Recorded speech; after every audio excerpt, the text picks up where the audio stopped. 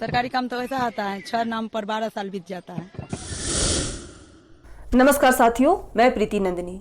बिहार के मुख्यमंत्री नीतीश कुमार को 2 नामों से पुकारा जाता है।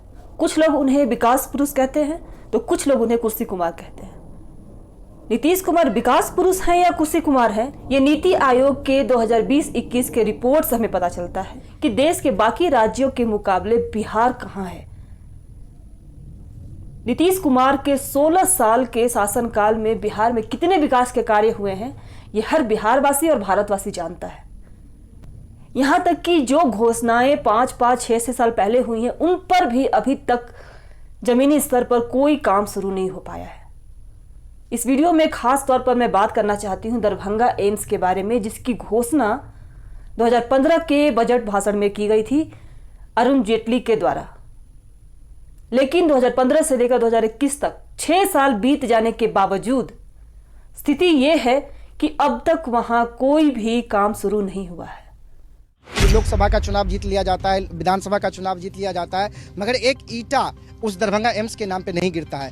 तो कहीं ना कहीं लोगों को जगा के मिथिला स्टूडेंट यूनियन अगले 8 सितंबर को हम लोग दरभंगा में तमाम लोगों से हम लोग सहयोग मांग रहे हैं, एक एक ईंटा का, जो कि आप दिखाए हैं। और हम लोग अगले 8 सितंबर को इसी गांव से सैकड़ों हजारों लोगों के साथ, सैकड़ों हजारों ईंटों के साथ हम लोग जाएंगे और खुद वहाँ पे एक आम सभा के माध्यम से, जनसभा के माध्यम से हम सब वहाँ पे एक शिलान्यास करेंगे। बिहार कितना बदहाल है ये बताने की जरूरत नहीं है, और इसका सबसे बड़ा कारण है यहाँ की राजनीति, यहाँ के नेता। लेकिन जिस तरीके से हम देखते हैं कि हर चुनाव में ऐसे मुद्दे बनाए जाते हैं, वोट लिए जाते हैं, चुनाव जीत लेती हैं पार्टियां, लेकिन काम कुछ भी नहीं होता। लेकिन इस बार दरभंगा एम्स का जो चुनावी वादा था, उसे सच करने के लिए जिस तरीके से युवाओं ने प्रण लिया है और जिस तरीके से वो प्रयास कर रहे हैं, ये पूरे बिहार के लिए सीखने की बात है। आत्मनिर्भर बिहार का जो संकल्प लिया है, उस पर हम और तेजी से आगे बढ़ेंगे।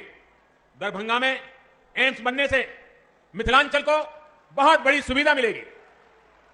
दरभंगा एम्स के लिए 1200 करोड़ रुपए से ज्यादा मंजूर किए गए हैं।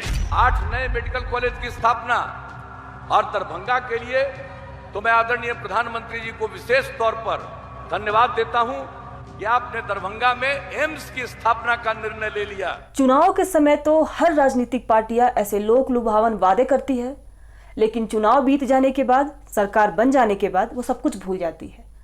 लेकिन यदि हमारी देश की जनता, बिहार की जनता उन वादों को, सरकार को याद दिलाए कि अपने चुनाव के समय वोट लेने के लिए हमसे ये वादे किए थे, अब उन्हें पूरा करने का वक्त आ गया है, तो शायद हमारे देश की, हमारे बिहार की हर एक समस्या दूर हो सकती है। मिथिला स्टूडेंट यूनियन के सदस्य जिस तरह से घर घर जाकर लोगों के भीतर उनके अधिकारों, उनके जरूरतों के लिए जागरूकता फैला रहे हैं, और लोग सरकार की आंख में आंख डालकर सवाल पूछ रहे हैं कि वोट लेने के लिए वादे तो कर दिए आपने, लेकिन सरकार बनने के बाद अब तक वो वादे पूरे क्यों नहीं हुए, ये किसी मिसाल से कम नहीं है।